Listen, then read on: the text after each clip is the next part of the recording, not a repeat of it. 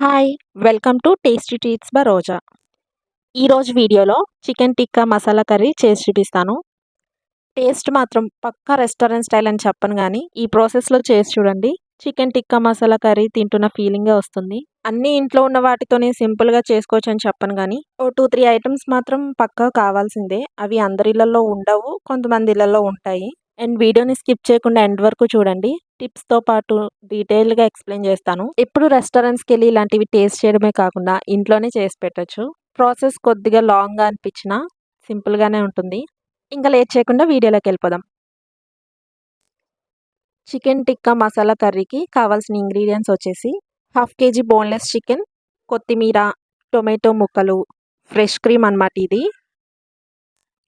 అలాగే జీడిపప్పులు, kasuri methi, Kashmiri red chilli powder, పెరుగు, గరం మసాలా, టేస్ట్‌కి సరిపోయేంత సాల్ట్, అల్లం వెల్లుల్లి పేస్ట్, పచ్చిమిర్చి ముక్కలు, ఉల్లిపాయ ముక్కలు ఇలా సన్నగా కట్ చేసుకొని పెట్టుకున్నాను.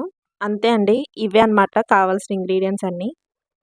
1/2 కేజీ బోన్‌లెస్ చికెన్ తీసుకొని ఈ సైజులో ముక్కలు కట్ చేసుకోవాలి.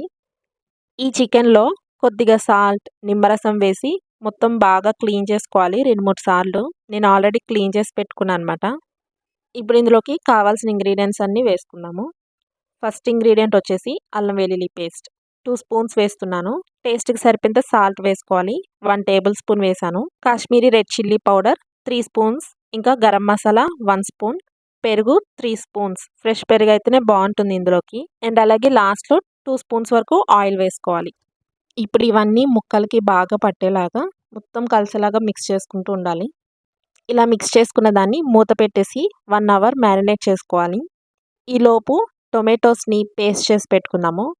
2 మీడియం సైజ్ టొమాటోస్ తీసుకొని ఇలా రఫ్గా కట్ చేసుకొని మిక్సర్ జార్లో వేసుకోవాలి. ఈ టొమాటోస్తో పాటు అరౌండ్ 2 స్పూన్స్ వరకు జీడిపప్పులను వేస్తున్నాను. ఈ రెండిటిని వీలైనంత వరకు ఫైన్ పేస్ట్‌లా బ్లెండ్ చేసుకోవాలి. గ్రేవీ మంచి స్మూత్ టెక్స్చర్‌లో ఉండాలంటే ఇలా మెత్తగా మిక్సీ పట్టుకోవాలన్నమాట. దీన్ని పక్కన పెట్టేసి స్టవ్ మీద ప్యాన్ పెట్టుకొని 3 స్పూన్స్ వరకు ఆయిల్ వేస్తున్నాను. ఆయిల్ హీట్ అయ్యాక మీడియం ఫ్లేమ్‌లో పెట్టుకొని మ్యారినేట్ చేసి పెట్టుకున్న చికెన్ పీసెస్ అన్నీ వేసుకోవాలి. ఇవి ఫ్రై చేసుకోవడానికి కాస్త టైం పడుతుంది. అరౌండ్ 15 మినిట్స్ అంతే. మూత పెట్టకుండానే మీడియం ఫ్లేమ్‌లో పెట్టుకొని ఫ్రై చేసుకుంటే సరిపోతుంది. లో ఫ్లేమ్‌లో పెట్టి మూత పెట్టి ఫ్రై చేస్తే గనక ముక్క ఓవర్ కుక్ అయిపోయి ముక్కలన్నీ షేప్ అవుట్ అయిపోతాయి. మ్యారినేట్ చేసి పెట్టుకున్న ముక్కల్లో కాస్త మసాలా పేస్ట్ మిగిలిపోయింది. దీన్ని పక్కన పెట్టుకోవాలి. తర్వాత చెప్తాను ఈ పేస్ట్‌ని ఏం చేయాలో.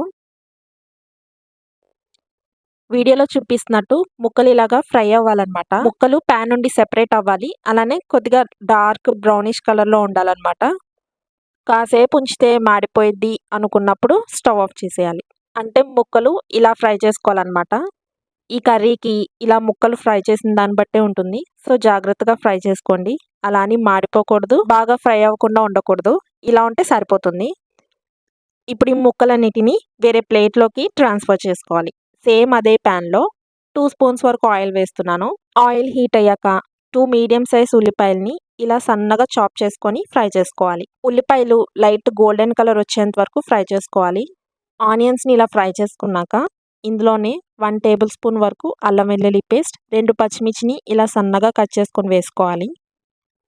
వీటిని కూడా అల్లం వెల్లుల్లి పేస్ట్ పచ్చివాసన పోయేంత వరకు ఫ్రై చేసుకున్నాక బ్రౌన్ ఆనియన్స్ అయ్యేంత వరకు ఫ్రై చేసుకోవాలి. మీడియం ఫ్లేమ్‌లో పెట్టుకొని ఫ్రై చేసుకోండి. వితిన్ 5 మినిట్స్‌లోనే ఆనియన్స్ ఇలా కలర్ చేంజ్ అయ్యి కనిపిస్తాయి. ఇలా ఫ్రై అయితే సరిపోతుంది. నెక్స్ట్ ఇందులోకి జీడిపప్పు, టొమాటో ముక్కలు పేస్ట్ చేసి పెట్టుకున్నాం కదా! ఆ పేస్ట్‌ని మొత్తం యాడ్ చేసేయాలి.